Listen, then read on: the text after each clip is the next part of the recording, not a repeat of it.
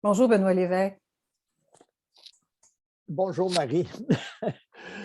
Nous avons été invités suite à la publication d'un ouvrage qui s'était fait sous forme d'entretien, un ouvrage qui fait la synthèse de tes travaux au fil d'une carrière qui est très riche et qui se poursuit encore à travers ta retraite très active. L'ouvrage présente ta conception de l'innovation sociale telle qu'elle s'est déployée au Québec au fil d'au moins 3 générations du modèle québécois. Un modèle de développement qui, comme on le sait, a de fortes assises dans l'économie publique et dans l'économie sociale. En quoi cette analyse, selon toi, peut-elle avoir sa pertinence pour un lecteur hors Québec? Oui, pour répondre à ta question, je citerai un compte-rendu de l'ouvrage par Jean-François Drapry qui écrit à propos du livre La sociologie économique de Benoît Lévesque, ça réfère à nos entretiens, permet aux lecteurs européens de comprendre non seulement la politique québécoise, mais également la situation politique européenne. Alors, je ferai 3 commentaires sur l'intérêt du Québec. En premier lieu, le Québec ne constitue pas une exception. Il est intéressant dans la perspective de la comparaison internationale, comme on a pu le constater dans les recherches du CIRIEC international, les groupes de recherche au cours des 30 dernières années. En deuxième lieu, c'est que le modèle québécois, il est hybride. Il est inspiré à la fois par le libéralisme nord-américain et par la social-démocratie européenne. Et comparativement aux divers États de l'Amérique du Nord, il s'impose par ses politiques sociales et par l'importance de ces entreprises d'économie sociale et ces sociétés d'État. Et comparé aux pays européens, il se situe plutôt dans la médiane pour ses performances. C'est comme s'il appartenait aussi à cette famille. Enfin, le Québec est un État-nation infranational qui partage plusieurs traits avec l'Écosse, la Catalogne, par exemple, mais avec des compétences exclusives plus étendues. Justement, mais qu'est-ce qu'on peut apprendre des différentes générations du modèle québécois, tel que tu les as périodisés dans tes travaux, en ce qui concerne l'innovation sociale et l'économie sociale, qui pourrait être inspirant pour d'autres sociétés? Oui, avant de présenter les 3 générations du modèle québécois, je ferai 2 distinctions. La première, c'est que l'innovation sociale et l'économie sociale sont 2 réalités distinctes, peut-être plus distinctes au Québec qu'ailleurs. Comme forme organisationnelle et institutionnelle, l'innovation sociale est constituée de rapports sociaux, de relations sociales qui la distinguent de l'innovation technologique. Et par conséquent, l'innovation sociale peut exister et existe dans toutes les formes d'organisation et d'institutions, même si l'économie sociale représente un terrain plus fertile. De plus, l'économie sociale et l'innovation sociale sont fortement contextualisées dans le temps et bien ancrées dans le territoire. Ainsi, une génération s'est constituée généralement de groupes sociaux porteurs, de projets dans divers domaines, d'une vision de transformation qui est toujours très importante, qui permet de relier des besoins à satisfaire et des aspirations. Alors, si on revient au Québec, et ça peut concerner d'autres sociétés, de 1960 à nos jours, on peut identifier 3 générations. La première, de 1960 à 1980, les innovations institutionnelles sont propulsées surtout par un État interventionniste dans le domaine social et dans celui de l'économie par les sociétés d'État et des outils de la planification incitative. L'influence européenne est importante. Ces innovations s'appuyaient sur un compromis patronal et syndical. La justice sociale est assurée par des partages de gains de productivité dans le travail salarié et par une redistribution étatique pour les personnes à faible revenu. Le terme économie mixte, à cette époque, relie entreprises économiques, entreprises publiques et entreprises privées, alors que les termes d'économie sociale et d'innovation sociale étaient pas utilisés. Pour la période de 1980 à 2000, qui est une période fertile, l'État mise davantage sur le partenariat. Et donc, les innovations sociales sont alors portées par des organisations de la société civile.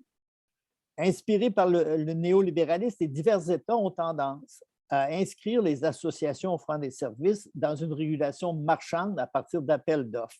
Il en résulte une ambivalence quant au potentiel de la transformation. D'une part, les partis de droite considèrent que l'économie sociale est appropriée pour les personnes les plus défavorisées. D'autre part, les partis sociaux-démocrates s'intéressent s'intéresse aux innovations et à l'économie sociale comme composante d'une économie plurielle qui est à soutenir par des politiques transversales, comme le financement, les législations appropriées, qui rendent possible un système d'innovation sociale comme on peut l'observer au Québec. Et dans le meilleur des cas, l'économie sociale contribue alors à un welfare pluralisme plus attentif aux usagers. Enfin, la troisième période, qui est la période 2003-2020, les rapports à l'État ont été plus difficiles, notamment au Québec. Un gouvernement libéral a détruit la plupart des instances de concertation de la société civile dans le domaine de la santé et dans celui du développement régional. Ce gouvernement, en plus, s'est fait promoteur d'innovation sociale régressive, relevant du New Public Management. Toutefois, la forte mobilisation de la société civile québécoise a réussi à arrêter des projets économiques déplorables pour l'environnement. Il a réussi aussi à maintenir les services éducatifs de garde et à consolider le financement de la mission de l'action communautaire autonome qui offre des services alternatifs à ceux de l'État et qui même conteste l'État. Et en plus, l'État continue de lui accorder à l'action communautaire autonome 1 milliard de dollars par année, ce qui constitue une innovation institutionnelle qu'on ne retrouve pas tellement ailleurs dans le monde. Enfin, de plus, une nouvelle génération d'innovation sociale et d'économie sociale est apparue plus récemment, au Québec comme ailleurs. Elle repose sur de nouveaux principes qui circonscrivent des matrices d'innovation sociale. C'était le cas de l'économie circulaire, l'économie de la fonctionnalité, les communs, et ainsi de suite. En même temps, on observe la formation d'écosystèmes d'économie sociale et d'innovation sociale à l'échelle locale, mais aussi à l'échelle internationale, à partir d'instances publiques comme l'Union européenne et sa commission, d'instances privées comme des fondations, Ashoka par exemple. Puis avec le temps, l'échelon national ou infranational se révèle le plus compétent et pertinent pour certaines interventions, telles les législations appropriées, les lois cadres. Au cours des 2 dernières décennies, il faut mentionner que le régime québécois de citoyenneté s'est transformé. Les syndicats sont moins prédominants. De nouvelles organisations de la société civile ancrées dans le mouvement étudiant, des groupes écologiques, des groupes de femmes de genre, assurent le leadership pour l'environnement, la justice sociale, l'équité, la diversité et l'inclusion. Enfin, et je pense que c'est un point très important, l'ampleur de la transformation envisagée et l'urgence climatique représentent une nouvelle donne pour l'avenir. Justement, pourrais-tu être plus explicite concernant ce nouveau contexte et l'ampleur de la transformation que le contexte exige? Ça semble important puisque, comme tu le suggères, chaque nouvelle génération d'innovation sociale ou d'économie sociale doit s'inscrire dans une perspective d'un grand projet qui lui donne sens, qui donne sens à ses réalisations. Ben, tu as raison, c'est ce que j'ai dit, c'est que la conjoncture actuelle, elle invite à une très grande transformation pour plusieurs raisons. D'abord, les irréversibilités dans la nature sont plus nombreuses en raison de l'activité humaine. Sur le rapport du GIEC, le dernier le montre bien. Ensuite, les modèles de société moderne est devenu incapable de relever des défis des crises successives, sociales, politiques, économiques, écologiques, qui sont emboîtés et presque sans solution. Enfin, la mondialisation économique a été fortement ébranlée, comme on le sait, au cours des dernières décennies, la crise de 2008, la présidence de Trump, la pandémie et maintenant l'invasion militaire de l'Ukraine par la Russie. Puis en plus, les limites absolues du modèle sont aussi celles des théories qui le justifient. Ainsi, l'approche économique post-classique dominante dissocie l'État de droit du marché, comme si ce dernier pouvait s'autoréguliser. En même temps, il en résulte une mondialisation économique sans mondialisation politique véritable qui entraîne la concurrence entre les divers États nationaux pour la croissance avec des conséquences négatives pour l'environnement et la justice sociale. De plus, des grandes décisions échappent de plus en plus aux États-nations et ainsi, les partis sociaux-démocrates au pouvoir ne disposent plus autant de moyens pour leur programme, d'où une perte de légitimité politique et une fragmentation de la gauche. Puis le grand paradoxe, c'est que la continuité du modèle actuel n'est plus possible, puis la rupture totale et brutale n'est pas souhaitable. Alors, évidemment, c'est la voie réaliste semble être celle de la transition socio-écologique qui correspond à une révolution par son ampleur et sa radicalité, mais s'en distingue par son déploiement dans le temps. Plusieurs analystes proposent un nouveau modèle de société. Le philosophe, par exemple, Dominique Bourg, entrevoit un changement civilisationnel comparable à celui amorcé à la Renaissance. De même, l'économiste Bernard Bilodeau esquisse un nouveau modèle de société dit de seconde modernité à partir de deux dimensions qu'on retrouve dans toute société, une vision cosmologique, rapport au monde, et une vision et un mode de justification rationnelle. Puis, selon les transformations à venir, selon la dimension cosmologique, les sociétés de première modernité reposent sur un modèle dualiste. On le sait, les hommes sont séparés de la nature, selon la théorie, alors que pour le modèle de société à venir, les humains et les autres existants sont interdépendants. Ainsi, la Terre m'appartient devient désormais j'appartiens à la Terre. Et selon la dimension concernant le mode rationnel de justification des actions et des activités, la société de première modernité repose sur un mode de justification rationnelle donnant priorité au juste, alors que le mode de justification de la société à venir prendrait en considération le bien comme opposé au mal en conjonction avec la priorité du juste.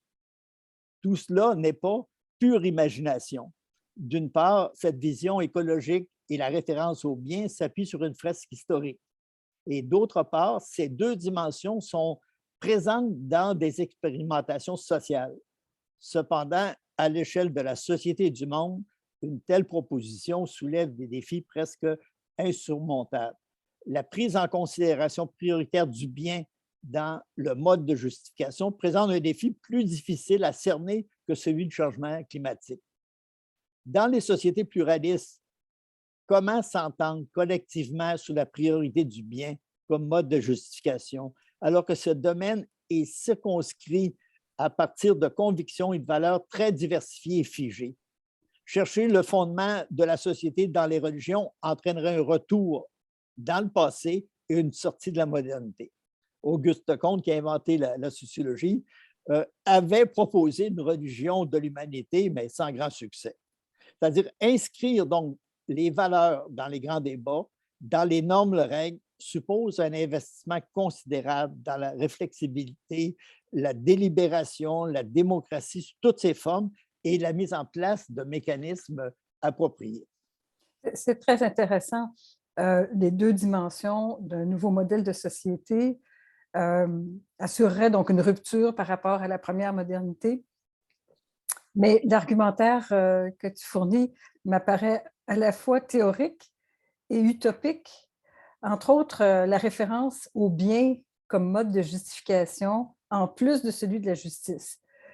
Concrètement, qu'est-ce que cela pourrait signifier pour l'économie sociale, l'économie publique, l'innovation sociale pour les prochaines décennies? Bien, une cosmologie écologique semble pouvoir s'imposer. Cependant, je concède qu'une telle vision ne suffit pas pour transformer le mode de production et de consommation.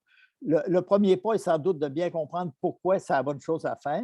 Pour les résultats, bien, il faudra que les valeurs et les convictions mobilisent plus largement. Et de plus, l'adoption d'un mode de justification rationnelle qui donnerait priorité au bien est encore plus problématique. Toutefois, cette référence est en cohérence avec la vision écologique du monde. Ainsi, la responsabilité sociale des entreprises propose une triple reddition de comptes.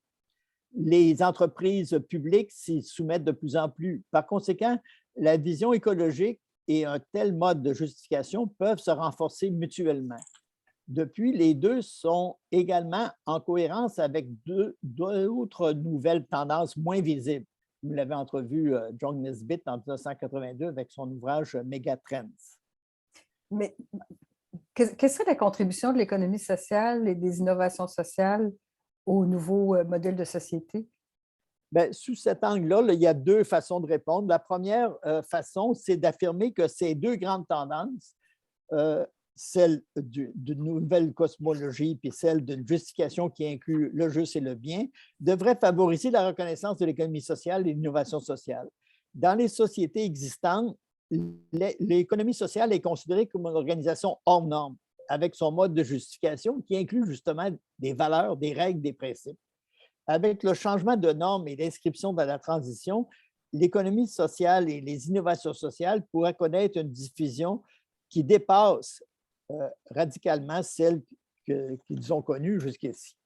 La deuxième façon de répondre concerne moins à inciter sur l'inscription de l'économie sociale dans ces nouvelles tendances que sur la contribution effective de l'économie sociale et d'innovation à l'avènement de ces nouvelles tendances. Et 3 niveaux de contribution sont ainsi possibles. D'abord, à l'échelle locale et des collectivités, les initiatives de la société civile peuvent non seulement révéler la pertinence d'un autre mode de justification et d'une autre cosmologie, mais aussi contribuer à normaliser ce qui ne l'était pas. À l'échelle méso, c'est-à-dire celui surtout des grands régimes dominants d'activités socio-techniques, les grandes entreprises matures d'économie sociale et certaines sociétés d'État font partie de ces systèmes dominants. Ils pourraient contribuer à les déverrouiller dans des domaines tels l'alimentation, le transport, l'aménagement des territoires, des villes, et ainsi de suite. La liste pourrait être longue. Et troisième niveau, à l'échelle du paysage socio-technique, c'est-à-dire des représentations du paradigme sociétal, la possibilité pour certains grands acteurs d'ouvrir et d'élargir les horizons à cette échelle devient réaliste car il est désormais possible de s'appuyer sur des réussites d'innovation sociale de rupture à l'échelle locale et de profiter des brèches réalisées dans les régimes socio-techniques dominants d'activité pour les transformer. Dans un tel contexte où les 3 niveaux sont en coévolution, le CIEC international pourrait apporter une contribution inédite à partir de la recherche comparative que permet son réseau international.